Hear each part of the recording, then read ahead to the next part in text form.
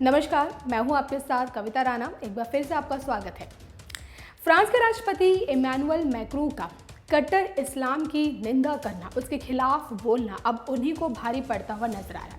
आलम यह है कि दुनिया के ज़्यादातर इस्लामिक देशों में फ्रांसीसी उत्पादों के बहिष्कार करने की मांग उठ रही है।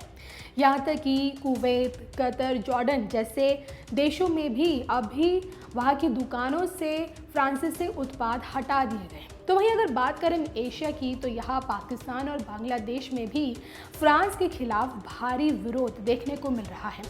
असल में फ्रांस में एक फ्रांसीसी टीचर ने पैगंबर मोहम्मद जी का एक विवादित कार्टून अपने विद्यार्थियों के सामने शेयर किया था और जिसके चलते उनकी गला रेत कर उनकी हत्या कर दी गई थी।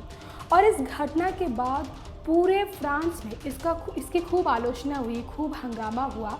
और इस घटना को लेकर जो फ्रांस के राष्ट्रपति हैं इमैनुअल मैक्रों ने इसे इस्लामिक आतंकवाद का नाम दे दिया था और ये तक कह दिया था कि इस्लाम पूरी दुनिया के लिए एक खतरा बन चुका है। और उन्होंने इस बात का डर भी जताया था कि उनके मुल्क की यानी कि फ्रांस की 60% आबादी मुस्लिम है और जिसके चलते ये आबादी समाज की मुख्य धारा से कहीं अलग थलग ना हो जाए, इस बात का उन्होंने डर भी जताया था। जिसके चलते आज की तारीख में दुनिया के ज़्यादातर जितने भी मुस्लिम देश हैं, बात करें हम पाकिस्तान की, सऊदी अरब की, कुवैत की, जॉर्डन की, कतर की, वहाँ ये तमाम मुल्क और इनके राष्ट्राध्यक्ष और यहाँ के जो मुस्लिम समाज हैं, इन्होंने अब फ्रांस के खिलाफ बोलना शुरू कर दिया है। और यहाँ तक कि फ्रांसीसी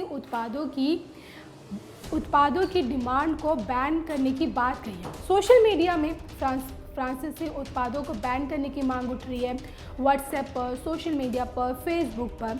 लेकिन अब हम आपको बता दें कि अगर हम बात करें पाकिस्तान की, तो वहाँ के वज़ीर आज़म यानी कि इमरान खान ने इमैनुअल मैक्रों पर इस्लामोफोबिया को बढ़ावा देने का आरोप लगाया था और उन्होंने तो बाकायदा ट्वीट करते हुए फ्रांस पे अपनी भड़ास भी निकाली थी।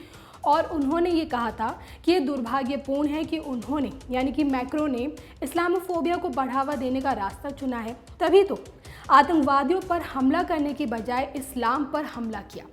आतंकवादी चाहे वो मुसलमान हो, श्वेत हो, वर्चस्ववादी हो या नाजी विचार का हो। तो आपको बता दें कि इमरान खान ने भी फ्रांसीसी राष्ट्रपति के जो इस्लाम के खिलाफ जो उनके विवादित बयान थे या जो उनकी टिप्पणियां थी और जिस तरह से उन्होंने अपने मुल्क में इस घटना के खिलाफ, कट्टर इस्लाम के खिलाफ अपने देशवासियों को इसके खिलाफ कार्रवाई करने के जो आश्वासन दिया था, उसको लेकर यहाँ पे इमरान खान ने उन्हें इस्लामोफोबिया को बढ़ावा देने का उन पर आरोप लगाया है। इसके अलावा तुर्की के राष्ट्रपति अर्दोगान ने भी फ्रांसीसी राष्ट्रपति पर कई टिप्पणियां की है और उन्होंने तो उनको दिमागी इलाज कराने तक की नसीहत दे डाली। आपको बता दें कि फ्रांस में भी बात करें हम अगर तुर्की की, तो वहाँ पे भी फ्रांस के इस हरकत का कड़ा विरोध किया जा रहा है। वहाँ पे भी फ्रांसीसी उत्पादों के बहिष्कार करने की मांग उठ रही है। अब अगर सवाल उठता है कि अगर इसी तरह अगर तमाम इस्लामिक कंट्रीज़ में फ्रांसीसी उत्पादों को बाइकआउट करने की अगर मांग बढ़ती है और अगर ये दोष फ्रांस के जितने भी प्रोडक्ट्स हैं अगर उनको बाइकआउट करते हैं, तो क्या इसका नतीजा फ्रांस को किस तरह से भुगतना पड़ेगा, कितना बड़ा नुकसान फ्रांस को हो सकता है। तो यहाँ मैं आपको आपकी जानकारी के लिए ये बता दें कि फ्रांस के जितने भी जो ब्यूटी प्रोडक्ट्स हैं वो बहुत डिमांडिंग है।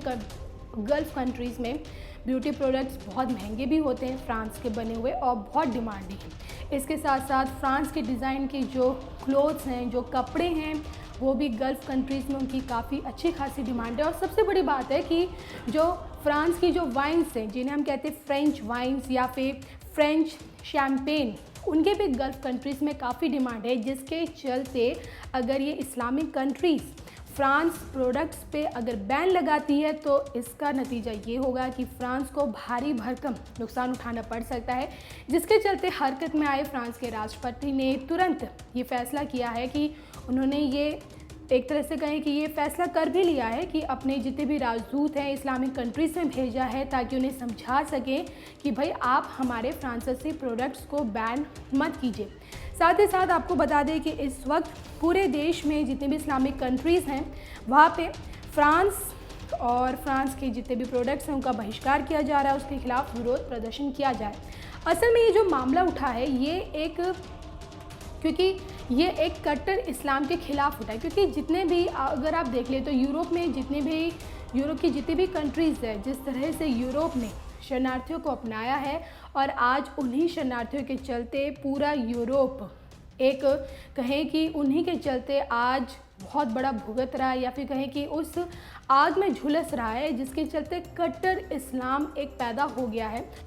तो कुल मिलाकर बात यही है कि इस्लामिक कंट्रीज़ को फ्रांस की इसी हरकत से इस्लामिक कंट्रीज़ नाराज़ हैं, जिसके चलते अब पूरी दुनिया के इस्लामिक कंट्रीज़ में फ्रांस और उसके उत्पादों के खिलाफ अब आवाज़ उठ रही है उन्हें बैन करने की।